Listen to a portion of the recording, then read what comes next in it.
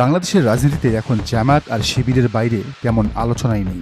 প্রতিদিনই জামায়াত হয়ে ওঠে বাংলাদেশের রাজনীতির হটকেক। বিএনপি নিয়ে যারা আলাপ দিবে তারাও কেন যেন জামায়াত নিয়েই আলাপ দেয়। বামেরা তো জন্মগতই জামায়াতের নাম মুখের উপর রাখে। এর আগে লীগের লোকেরাও একই কাজ করত। বিএনপি এত বড় দল হয়েও আলোচনার বাইরে চলে যাচ্ছে। তবে কি শহীদ প্রেসিডেন্ট জিয়াউর রহমানের সেই চিরচেনা বিএনপি হারিয়ে যাচ্ছে? বিএনপির অবস্থা এমন যে এরা এখন এনসিপির নাসির পাটোয়ারির মতো কারো ছাগল চুরি না করলে আর মেইন স্ট্রিমে আসতে পারবে না। এটা ছাড়া আলোচনায় আসার কোনো উপায়ই নেই। তবে বিএনপি আর ছাত্রদল ছাগল চুরি করতে না পারলেও ছাগলের মতো ম্যাঁ করেই যাচ্ছে। এটি যেন তাদের নিত্যদিনের রুটিন। একটা ঘটনার দিকে নজর দেন। জামায়াতে ইসলামী তাদের নিজেদের দলীয় নতুন লোগো বানানোর পরিকল্পনা করছে। বিচার বিশ্লেষণ চলছে, ইতিমধ্যে লোগোর নকশাও তৈরি হয়েছে, যদিও সেটি চূড়ান্ত নয় বলে জানিয়েছেন জামায়াতের সেক্রেটারি জেনারেল মিয়া গোলাম পরোয়ার। তবে এই ঘটনায় টেম্পো স্ট্যান্ডে কান্নার রোল শুরু হয়েছে। বিএনপির পাতি নেতা থেকে শুরু করে একেবারে রুহুল কবির রিজভী পর্যন্ত কান্নায় চোখ ভাসিয়ে দিচ্ছেন। এমন ঘটনা পৃথিবীর ইতিহাসে বিরল।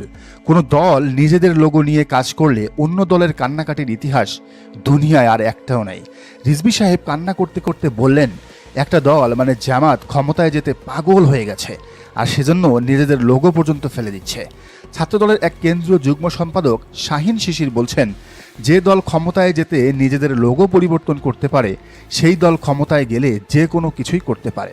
ডাকসুর হারুর জিএস প্রার্থী তানবীর বাড়ি হামিম তো ফতোয়াই দিয়ে দিয়েছেন। তিনি লিখেছেন, আল্লাহর নাম ব্যবহার করে ইসলামিক রাজনৈতিক দল হিসেবে পরিচয় প্রদানকারী বাংলাদেশ জামায়াতে ইসলামী আল্লাহর নাম তুলে নিয়ে ধর্মীয় অনুভূতিতে আঘাত হানার কারণে তাদের বিরুদ্ধে মামলা করা উচিত। ভাইরে ভাই, এ তো গ্র্যান্ড মুফতি। তো যাই হোক, এই বক্তব্যগুলো আশা জাগানিয়া, জামাতের ক্ষমতায় যাওয়ার সম্ভাবনাকে স্বীকৃতি দেয়া।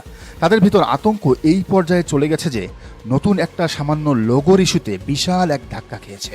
এর আগে তারেক রহমান জামাতকে উদ্দেশ্য করে বলেছেন, দেশে গুপ্ত স্বৈরাচারের উত্থান ঘটছে, তার মানে ভয়টা লন্ডনেও ট্রান্সফার হয়েছে।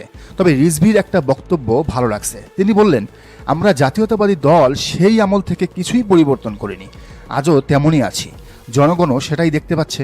দেশে একটা বিপ্লব ঘটে গেলেও বিএনপি সেই আগের জায়গাতেই আছে। তাদের কার্যক্রম, চরিত্র কিছুই পরিবর্তন হয়নি। সন্ত্রাস, চাঁদাবাজি, দখলদারি সেই আগের মতোই।